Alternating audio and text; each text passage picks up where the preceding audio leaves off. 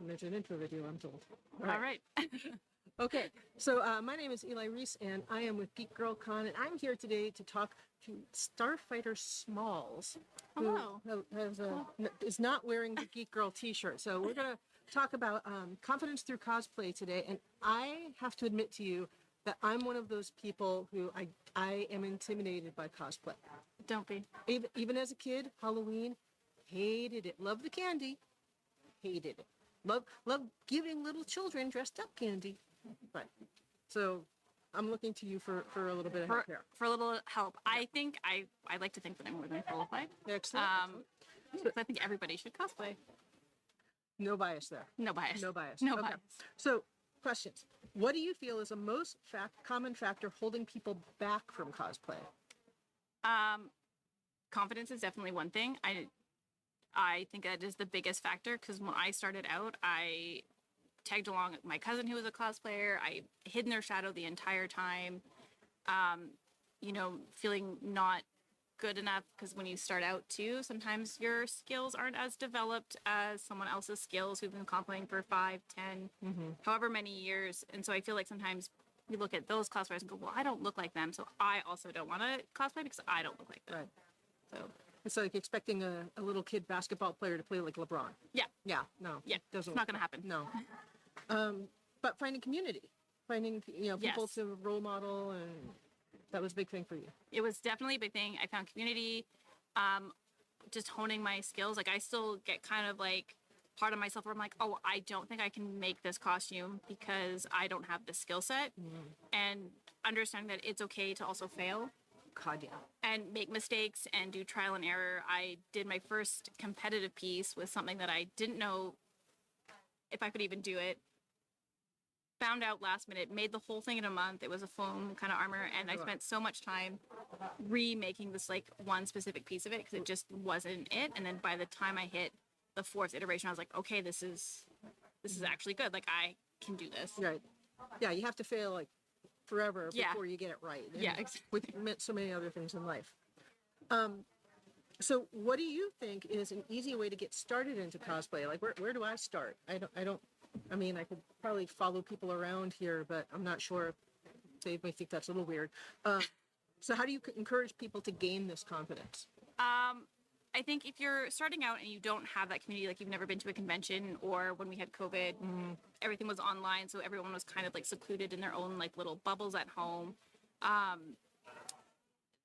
think an easy way to start is even just picking one character that you would be like, oh, well, I like this character. I think they're cool. Maybe you like their costume, and even going from there and like kind of picking that, especially if you don't have that community yet.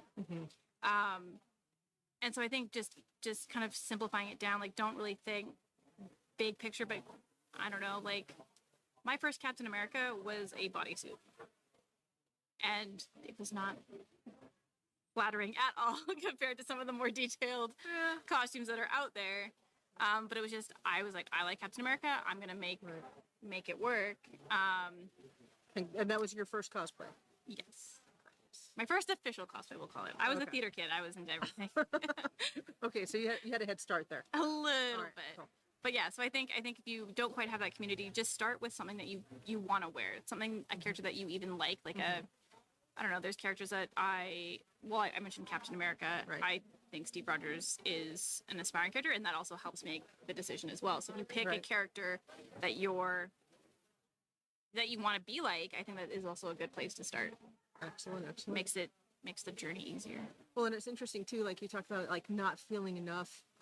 But I can imagine you walk around here, you see, especially the little kids who are basically just in like their pajamas or a Halloween costume that they bought from the store, and you're like, oh my God, you're the best thing ever. Yeah.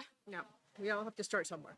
And I think too is getting out of your head that like you don't have to be a sewer. You don't have to be a foamsmith. You can buy your costumes, and that is okay. Well, and I think you mentioned, the flattering thing. One of the things I think about is like you've got your character, like your Jean-Luc Picard. I do not have Jean-Luc's body, and so I feel like there's a certain like, ooh, should I be doing this cosplay? Because like I'm not. The answer is yes. Yeah. See.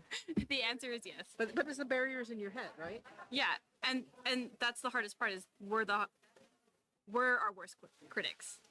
right? We're like, oh, we don't look like this. I cosplay. I don't know. You're rocking Link right now. Thank you. All right. I cosplay a character who's a 6'4" buff man that's bald. I Okay. I It's a can tell stretch. you for a fact that I am not a 6'4" buff bald man. And I still cosplay this guy. You embody that character at do. least while you're. All right. Yeah. And Fair. I think that's part of it is I was like, this character's rad and I wanna kind of embody it Right. and I feel confident when I wear it. So it's, and again, it's an art form as well because you can make the costume fit to your body and to your comfort level. So if something's maybe like a little bit more on the risque size, maybe you're making the shirt longer, maybe you're making the pants higher or a skirt higher or longer, whichever way to make you want to just feel confident in. Yeah. And like I said, it's an art. Gender bending's a thing. I was a little bit worried the first time I heard my niece was about 12 at the time was dressing up like Harley Quinn, and I was like, but then I saw that it was she had totally adapted it to a more less risque version of Harley. I'll put it Right. that way. All right, And all Harleys are good Harleys. all Harleys are good Harleys, and I'm like, as far as like who you want your nibblings to be like emulating, I'm like, you go for it, kiddo. Absolutely. So what do you think are some of the common misconceptions about cosplay? Ooh. That we don't have lives? Well, I mean, I guess that's not necessarily a misconception. Just like When this you're is a big hobbling- piece of it. You know what? I feel like, okay, in all honesty, my experiences, even with people that don't cosplay, have been very supportive in my cosplay hobby and endeavors. My mom will talk about it to other people, and cool. they're like, but why? Like, they're an adult. Like why do they want to run around like a character and do this? And then my mom's response is, do you like to paint yourself at football games? Oh, good one. And so it's kind of the same response, right? It's just, if you want to look at it, it's kind of like a sport, if you will. Yeah. And everyone wants to dress up as their favorite team or character. And I think the misconception, though, is that, I don't know if it's a misconception, but I feel like people think you have to be, you know, this glamorous mainstream. Like you have to have all of the high-tech things and you have to look the best. And You have to be like influencer level of. listen, these are foam, they're falling apart, they're painted, and guess what? I'm still using them, though that was bought. Like Shield and Sword was bought. Like this is like all falling apart and I'm like, whatever. But it's part of the illusion. Like I'm sitting right here and like staring at it, and until you said it's foam, I had never like focused in on the details enough to go, oh, I can see that, because I was buying into the fantasy and the illusion of it. And like I said, it's cracking, it's falling apart, and I think getting out of your head that it has to be 100% perfect every time, because I feel like a lot of people going into it, they're like, well, it has to be perfect, it has to look accurate, it has to be this, and it doesn't matter. All right, cool. Doesn't have to be perfect. We all know this now. Have you ever had any challenges or negative experiences as a cosplayer, and how did you handle them? I've been bullied on the internet. That's how I knew I made it as a cosplayer. People on the internet hate me. This is awesome. I was like, cool, you think I'm cringe? Nice. Why don't you go back to your hole? Yeah. I mean, personal challenges I've had a lot of. Again, I mentioned earlier that if I'm in my brain, if I'm not inherently perfect the first try, I'm a terrible cosplayer. I shouldn't be doing this. I need to just pack up and quit. No one wants to see it. So like those are my own challenges that I need to overcome. And then as far as like negative experiences as a cosplayer, I've been very lucky. Majority of them have been positive. A few on Instagram and on TikTok. Those aren't real people anyway. They're not real people. They're trolls. And I kind of laugh it off. I had one incident where somebody told me that I don't look like Anakin Skywalker, and to which I had to think in my head, oh, well, I'm not Hayden Christensen. I'm not 6 feet tall. I'm not a man. So there's a lot of differences. Yeah. And for me, that was like kind of like on the tamer side. And so I kind of like laughed it off. And then you tell your friends and they're like, oh yeah, they're so stupid. But on the flip side to that, around that same vein, I had a friend who was POC did Obi-Wan and was getting all that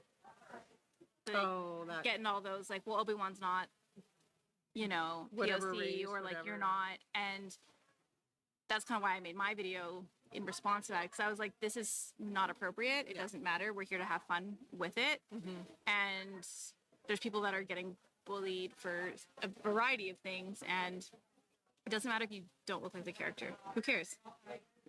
It shouldn't stop. And so I know, like I said, those negative experiences can help, but I think if you have a good support team and a good friend group behind you and backing you up, it kind of negates all that negativity. Well, and it was like you said before about embodying like the spirit of that character. That spirit is not, you're not copying their race, you're not copying their height, you're not copying any of that stuff. You're copying their spirit. Exactly. So yeah, that totally makes sense to me. All right, so let's see. One last little thing for you. How can viewers follow you, find your work, become your new best friend online? What can they do? I'm pretty much on every social media: TikTok, Twitter, well, I guess X, Instagram. Instagram is what I primarily use. It is just Starfighter Smalls if you type that in. Something I do like to also share with that is if you do find me on socials, feel free to slide into my DMs. I'm always willing to assist future cosplayers if anyone has questions, because I know how it feels when you don't know where to start, and then you have someone that's willing to take the time to be like, oh, well, here's how I did this. That's awesome. And it makes a huge difference. Building the community you want to have, right? Yes. Excellent. All right. So that's wrapping up here. Just to let you know, up next we've got 3 o'clock. We've got Navigating the Publishing World with, we're going to be joining Maya Kobabe, Natalie Nadas, Mad Rupert, and Ngozi Ukazu. Have you met them yet? Not yet. They're amazing. And they're going to be discussing all the hurdles, pitfalls, and forks in the road to publishing. And then at 4:10, we're going to come back here for a conversation. I'm from Rhode Island originally, and ever so often I drop my R's. It's a thing. Conversation with Johnny J about Indigenous horror. So hope to see you back then. Thank you. Thank you.